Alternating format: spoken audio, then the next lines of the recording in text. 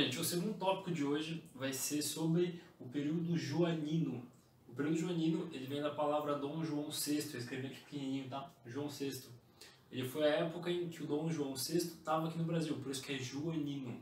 Ele vai de 1808 até 1821, que é quando ele volta para Portugal. Mas bom, como que começou isso? Como que foi toda essa história que eu comentei para vocês que o Dom João estava aqui no Brasil? Mas como que foi todo esse processo? Eu comentei lá passada para vocês que com o fim da Revolução Francesa, Napoleão ascendeu ao poder. E depois que ele já estava no poder, uma das coisas que ele fez foi começar as guerras napoleônicas. Eu comentei para vocês que foi um grupo de guerras que a França... Foram vários combates que a França se envolveu na Europa. No momento específico da guerra, quando a França já tinha expandido muito territorialmente, ela já tinha conquistado vários lugares, ganhado várias batalhas, Napoleão, desde o começo da guerra, tinha o interesse em invadir a Inglaterra. Se você for ver lá no mapa, a Inglaterra ela é uma ilha separada do continente europeu. Ela obviamente está no continente europeu, ela é um país da Europa, só que existe um mar que divide a Inglaterra e os outros países da Europa. Ou seja, não tem como você chegar, se você está na Europa, fora do Reino Unido, obviamente, você não está em nenhum lugar do Reino Unido, não tem como você chegar na Inglaterra andando, você precisa pegar um barco para atravessar o estreito que divide a Europa e a Inglaterra. Então Napoleão, na primeira vez que ele foi tentar invadir a Inglaterra, para tentar conquistar o Reino Unido, obviamente ele tentou por barco, não tem muito jeito. E ele foi derrotado pela Marinha Inglesa. A Marinha Inglesa, desde muito tempo, é uma das marinhas mais poderosas do mundo. Então ela destruiu ela conseguiu vencer Napoleão. Foi uma das poucas batalhas que Napoleão perdeu nessa época da guerra. Depois a guerra vai virar. Lembrando de dizer, vocês vão ver isso com mais calma, todas as guerras napoleônicas e o processo e o avanço de Napoleão, vocês vão ver com mais calma a história geral. Mas por que eu estou falando isso? Quando Napoleão não consegue invadir a Inglaterra, ele muda a abordagem. Ele faz o bloqueio continental, em 1806. O que era o bloqueio continental? Eu comentei para vocês, como isso foi em 1806, ou seja, a Revolução Industrial já tinha rolado já na Inglaterra. A economia da Inglaterra já estava extremamente vinculada à industrialização. Então o que o Napoleão percebeu? Ele percebeu que se ele comprometesse a economia inglesa, ele ia devastar o país, então ele aplica o bloqueio continental. Como ele já tinha conquistado uma parte boa, ele já tinha conquistado vários territórios da Europa, ele já tinha se tornado um país muito influente, o bloqueio continental consistia na seguinte coisa: ninguém podia comprar nem vender, ninguém podia fazer nenhum país podia fazer nenhum tipo de negociação com a Inglaterra. Qualquer país da Europa que fizesse algum tipo de negociação com a Inglaterra, ele ia ser invadido pela França. Essa estratégia foi bem diferente, na verdade, ela foi muito criativa. E eu comentei para vocês nas outras aulas, desde a União Ibérica, Portugal já era profundamente atrelado à Inglaterra. Depois comentei lá, depois do Tratado de Pães e Vinhos, a coisa piorou cada vez mais, a industrialização ganhou cada vez mais influência, essa relação ficando cada vez mais intrínseca.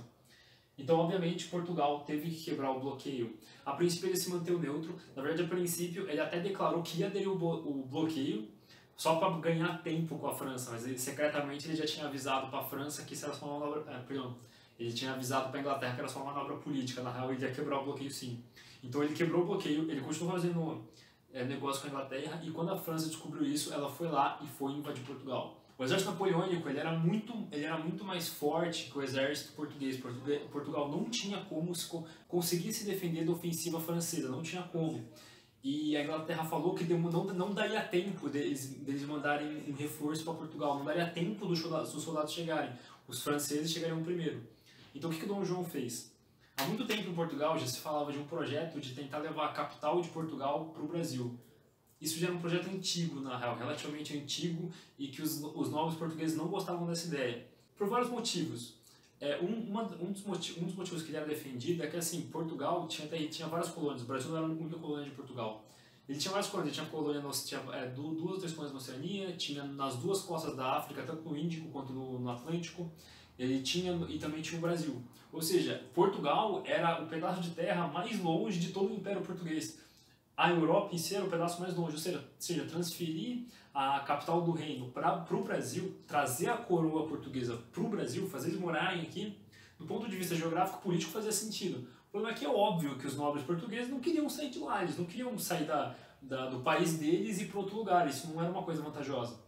Então, quando o Dom João VI ele se viu nessa situação, que ele estava cercado, não tinha o que fazer, a ajuda inglesa não ia chegar a tempo, o exército português não tinha jeito, ele às pressas pôs em prática o plano de transferir a capital do reino português para o Brasil. Então foi assim que rolou. A coroa é transferida em definitivo para o Brasil. Como que isso aconteceu? O rei Dom João VI e a maior parte da nobreza portuguesa, cerca de 15 mil pessoas, Foi muita gente. Fez parte dessa expedição e veio em direção do Brasil. Foi uma viagem muito louca e aconteceu as coisas mais loucas possível. Por exemplo, teve um surto de piolho e várias mulheres tiveram que raspar o cabelo durante a viagem. Então, várias mulheres europeias chegaram no Rio de Janeiro com a cabeça raspada. Bizarro, né? Outro detalhe importante é que essa campanha que chega com 15 mil pessoas, cheias de navios, com os navios completamente superlotados, portugueses, foi escoltada pelos ingleses. Eu comentei para vocês, a frota náutica da Inglaterra era muito boa, ela era muito forte, e ela participou da escolta de Portugal para transferir a coroa para o Brasil. Então, a partir desse momento, o Rio de Janeiro se tornou a capital do Reino Português. É interessante porque, como eu comentei aqui, o Brasil virou a sede do Reino de Portugal. Depois disso, depois que toda a coroa e essas 15 mil pessoas que faziam parte da nobreza portuguesa, também tinham burocratas, pessoas que faziam parte da administração real e tudo mais, foram junto. O rei Dom João, ele deixou pessoas para fazerem manutenção do poder da coroa lá, só que pouco tempo depois os franceses realmente chegaram em Portugal e tomaram conta de Portugal. Depois de um tempo, acabou que a Inglaterra ajudou os portugueses a expulsarem os franceses, mas isso não vem muito ao caso, que isso é mais guerras napoleônicas. Mas o que aconteceu? Por que eu estou falando sobre tudo isso para vocês? Toda essa história dos portugueses fugindo de Napoleão virem para cá. Porque esse momento ele representa o começo da independização do Brasil. Eu comentei para vocês, antes o Brasil era um lugar completamente dependente de Portugal, ele era uma colônia, como todas as colônias elas dependiam das suas metrópoles. Só que quando a coroa vem para cá e torna o Brasil como sede administrativa, tanto que depois disso o Brasil ele se torna Reino Unido com Portugal, teoricamente ele se torna um equivalente, obviamente que não, mas teoricamente o Brasil deixa de ser uma colônia nesse momento, tanto que acontece um momento muito importante, a abertura dos portos. O que é a abertura dos portos? Eu comentei para vocês que o Pacto Colonial, uma das características dele era o monopólio, ou seja, o Brasil podia comprar e vender para a coroa portuguesa. A partir disso foi o fim do Pacto Colonial, porque a abertura dos portos, agora os portos podiam tanto receber quanto mandar produtos para outras nações, ou seja, o Brasil agora podia comercializar com qualquer país, qualquer nação amiga de Portugal, obviamente. Mas isso é um marco importantíssimo quando se fala de a independência econômica do Brasil. Agora o Brasil não era mais uma colônia que tinha que estar diretamente ligada com Portugal. Ele começou a criar um caráter de autonomia. Além da abertura dos portos, outras coisas rolaram que também caracterizam essa maior autonomia do Brasil, que foi essa aqui, ó. Revogadas as proibições a manufaturas. Primeira coisa, o que são manufaturas? Eu comentei para vocês que o Brasil ele era um país agrário, um país voltado para o setor primário. O que isso queria dizer? A forma de riqueza do Brasil era basicamente coletando minério e vendendo açúcar. Isso são matérias-primas. Ouro e açúcar são matérias-primas. A manufatura é quando você pega uma matéria-prima, transforma em alguma coisa e vende ela. O exemplo mais manjado é tecido. A Inglaterra fazia uma manufatura de tecidos. O que ela fazia? Ela pegava lã e transformava em tecido e vendia. Com a Revolução Industrial surgiu a industrialização, que também era a mesma lógica de transformar a matéria-prima em um produto, só que envolvia indústria, envolvia fábricas e tudo mais. Por que o Dom João ele revoga a proibição de manufatura? Para estimular o mercado interno. Com as manufaturas era possível que o mercado interno se desenvolvesse mais. Agora não é mais só focado em vender só ouro e vender açúcar. Agora também existe um mercado interno, onde as coisas eram produzidas aqui dentro no Brasil. Não teve tanto efeito assim, porque a concorrência inglesa era completamente brutal.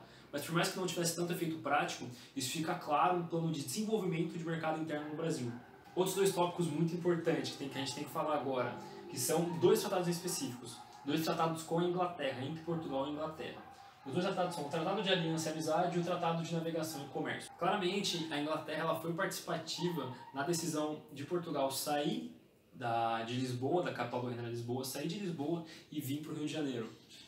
Por quê? Porque eles tinham muito a ganhar com isso. Com a quebra do monopólio da metrópole, o Brasil agora podia ser um consumidor direto dos produtos da Inglaterra. Agora, a Revolução Industrial também podia vazar produtos tanto para Portugal quanto para o Brasil. Antes ele tinha que passar primeiro para Portugal para depois ir para o Brasil, por causa do monopólio. Então, toda essa decisão, essa manobra política da coroa sair de Lisboa e vir para o Rio de Janeiro, a Inglaterra foi muito participativa. Tanto que eu comentei, ela até fez parte da escolta dessas 15 mil pessoas que vieram para cá. E bom, por que eu estou falando isso? Porque, obviamente, a Inglaterra não fez isso de graça, ela não ajudou eles de graça.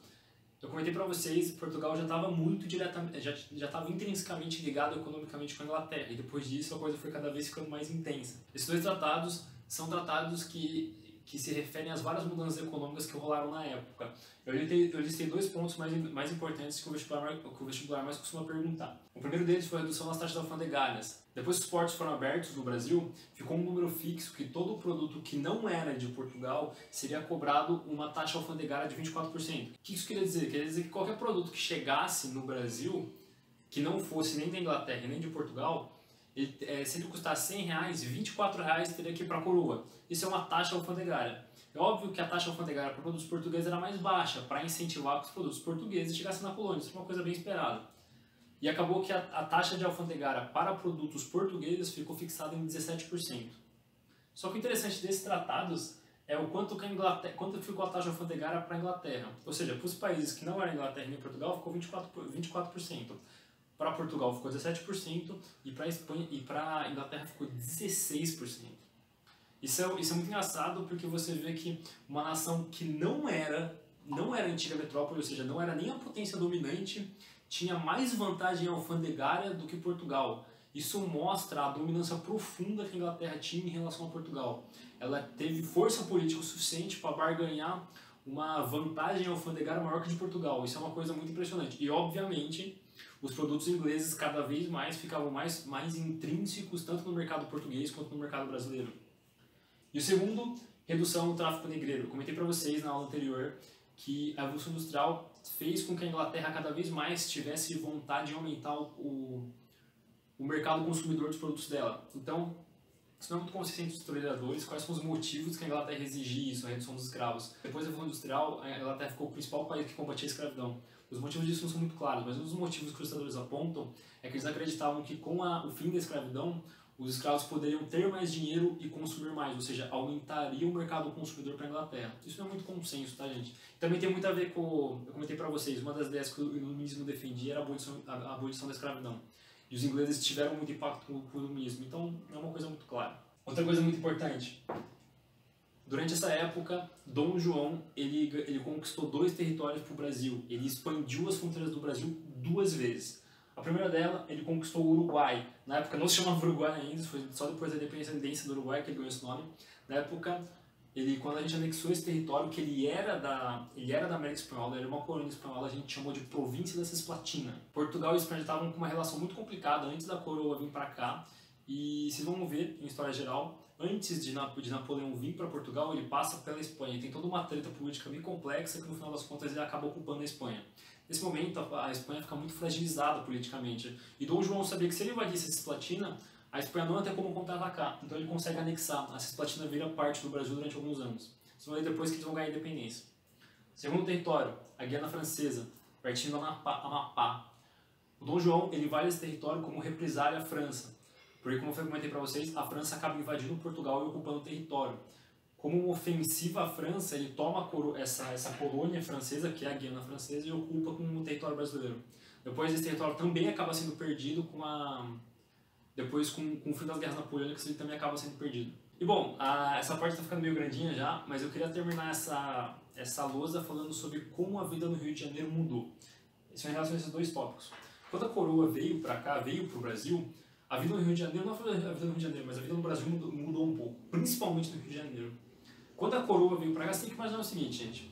O rei não veio sozinho, ele também trouxe essas 15 mil pessoas que faziam parte da administração real, e toda a família real e grande parte da nobreza portuguesa. É óbvio que quando eles vieram para o Brasil, uma vontade deles e uma exigência deles era que o estilo de vida no Brasil se parecesse um pouco com a da Europa. Porque é interessante porque a vinda da coroa portuguesa para o Rio de Janeiro é um efeito completamente à parte da história geral do mundo. Até esse momento, nenhum monarca europeu, nenhum monarca de nenhuma metrópole tinha pisado em uma colônia. Nunca um rei de uma metrópole tinha vindo para uma colônia. E a gente é tão especial que o Dom João só não veio visitar a gente como ele veio morar aqui. Então é óbvio que isso causou um impacto cultural bizarro no Rio de Janeiro. A primeira coisa é que agora a nobreza portuguesa se misturou com a aristocracia carioca. Eles agora começaram a se relacionar e vários costumes se misturaram. Mas um impacto muito grande para a cidade, que tem que ser listado, são 2 coisas. A criação de alguns órgãos públicos, que nem fala aqui. É óbvio que agora, a partir de agora, como a coroa ia ser administrada, o reino português ia ser administrado a partir do Rio de Janeiro, as coisas vão ter que mudar do ponto de vista burocrático. 2 órgãos que eu cito que são muito importantes é o Banco do Brasil e a Casa da Moeda. existem até hoje. O Banco do Brasil, um dos maiores bancos do país, ele foi criado quando Dom João veio para cá. É o primeiro banco nacional. Outra coisa é a Casa da Moeda, onde imprime dinheiro até hoje. A Casa da Moeda foi criada nessa época para se produzir dinheiro. Isso mostra como a burocracia portuguesa veio junto, né? Outra coisa muito importante foi o avanço cultural. Nessa época o Brasil tinha uma produção cultural muito limitada, porque não tinha escolas de artes, não tinha nada na verdade. Como eu falei, era voltado para mineração e exploração de cana-de-açúcar. Então a produção cultural no Brasil era muito limitada. Com a vinda da coroa portuguesa, o Dom João incentivou muito a produção cultural, para também oferecer entretenimento para todo mundo que estava aqui. Algumas das características que eu listei para vocês são: a Academia de Belas Artes, foi a primeira Academia de Belas Artes do Brasil, que foi feita também lá no Rio de Janeiro, para começar a poder formar pintores e artistas no geral. Outra coisa, o Teatro Real, também é um teatro lá no Rio de Janeiro, para começar a produzir, porque não tinha teatro, não tinha nem escola no Brasil. Outra coisa importante, com a vinda da coroa também também se incentivou o ensino, também foi montado escolas de medicina, escolas de direito no Brasil que não tinha. Outra coisa também importante está o Jardim Botânico do Rio de Janeiro, outra obra pública que foi feita na época, em decorrência da vinda da coroa. E por último que eu pus aqui, a imprensa real. É interessante pensar que no Brasil, até essa época, não tinha imprensa. Tudo de notícia que tinha no Brasil vinha de Portugal. Ou seja, não é surpreendente que todas as notícias chegavam com meses de atraso, porque o jornal tinha que ser impresso lá em Portugal e ele tinha que ser mandado a navio para cá. Não existia imprensa local. Então, quando a coroa vem para cá, pelo menos podia ter notícias que não demoravam meses para chegar. É óbvio que isso aqui é um recorte, assim, o impacto da vinda da coroa é gigantesco. O Brasil ele muda depois dessa época, e o ponto mais importante que eu volto a dizer é a partir desse momento que começa a independência do Brasil. O Brasil começa a virar autônomo. E bom, a próxima aula a gente vai falar como que acaba o período joanino, por que o João VI ele sai do Brasil. E vai ser a próxima aula. É isso.